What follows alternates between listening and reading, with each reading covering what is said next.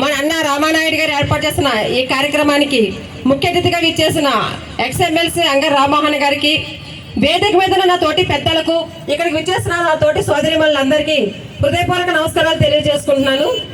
సంక్రాంతి అంటేనే తెలుగు వారికి ధనుర్మాసంతో తెల్లవారులేస్తే ఉదయం ముగ్గులతోని మొదలవుతుంది.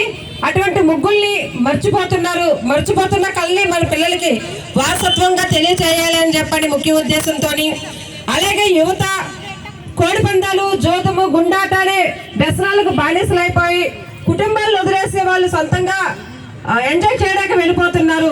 సంక్రాంతి అంటే కుటుంబ సభ్యులందరూ కూడా కలిసి మెలిసి సంతోషంగా చేసుకునే పండగ. ఇటువంటి పండగని మనందరం కలిపి చేసుకోవాలని, నియోజకవర్గాన్ని ఒక కుటుంబంగా భావించి కుటుంబ సభ్యులందరూ ఒక చోట కలిపి చేసుకునే విధంగా పల్లె వాతావరణం ఉట్టి పడేలాగా సంక్రాంతి సంబరాలు మన జనవరి 14న బీఆర్ఎంపీ స్కూల్ గ్రౌండ్ లో జరుగుతున్నాయి. ఆ కార్యక్రమానికి